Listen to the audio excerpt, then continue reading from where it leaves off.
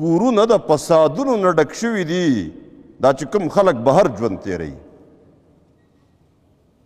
کور والا دلته یوازې ناسته ده نوی واده کړی دی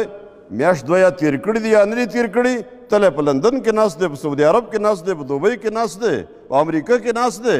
کال دوه کاله پس به دی واپس کور ته راځي د عدالتونو د یو معتمد ذریعې نه یو جج ماته وویل چې په د طلاقو چې کوم ریشو زیات شو دې کې اکثریت د هغې خلکو د زنانو د طرف نه درخواستونه راځي چې هغه ټول عمر بهر اوسېږي کال دوه کاله او کال پس دوه کاله پس ته یو میاشتې نه به چوټۍ راځي بیا رواني واپس د هغې کورونه د فسادونو نه ډک دي بچي تباه شو زنانه تباه شوې کورنۍ د یو بل سره ورانې شوې د زنانو په باره کې خو باقاعده د حضرت عمر فاروق رضی الله تعالی عنه یو اصول یو قاعده جوړه کړې وه د خپل فوج دپاره او هغې په یو بنیاد جوړه کړې وه یو ځل د شپې داسې د مدینې په کوڅو کې ګرځېده نو د یو کور نه یې داسې څه خبرې واورېدې داسې اوازونه راتلل لکه څوک څه غزل وایي څه سندره وایي څه دغه واورېده اواز یې واورېده ودرېده ورته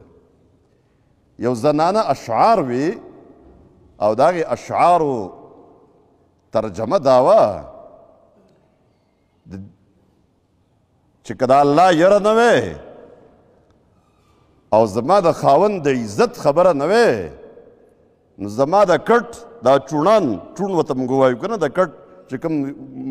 یو ځای شوي ځایونه یې چوڼ ورته د کټ چوڼانو به اوس داسې چغار کړی و یعنې ما به بیا بدکاري کړی وی لیکن زما د خاوند عزت زما مخې ته دی او د الله یره ده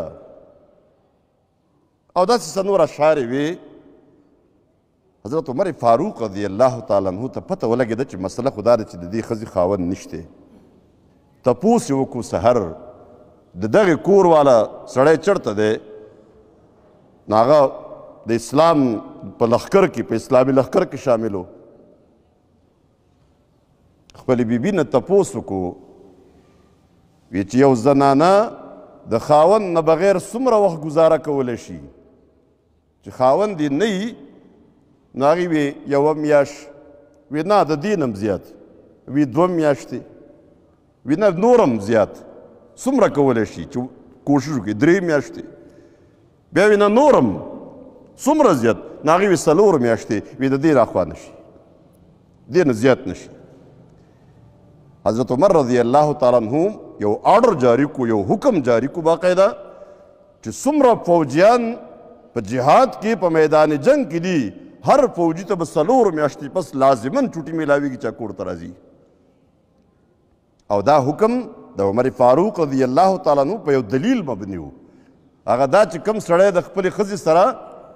تعلقات کټ کې و قسم وخوري زه به تا ته نه نږدې کېږم یا صرف وایي زه به تا ته نږدې کېږم نه یا څه موده مقرر کړي د څلورو میاشتو نه زیاته موده د ده لپاره حکم څه دی د ایلا مسله ده د فقې چې څلور میاشتو پورې ده ته مهلت دی څلور میاشتو نه مخکې خو به یا قسم مات کي کفاره به ورکړي او خپل کور والا سره به نږدې شي او که څلور میاشتې پس نږدې نه شو څلور میاشتې مکمل شوې نو طلاق به واقع کېږي هم په دې بنیاد څلور میاشتې مقرر کړي لیکن زمون خلک څلور میاشتې نه څلور کالو ته هم خبره ورسي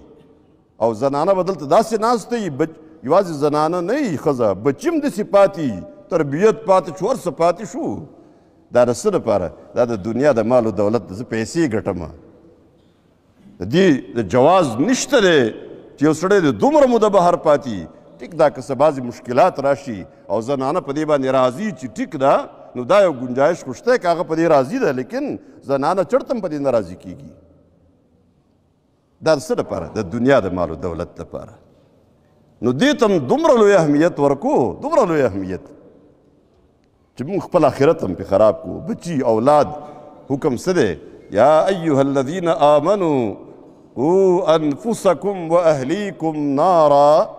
اے مؤمنانو خپل ځان او خپل اهل و عیال د دوزخ په اور کې د سوځېدو نه بچ کوي دی د لوږې تندې نه بچ کوي د دوزخ د اور اډو فکر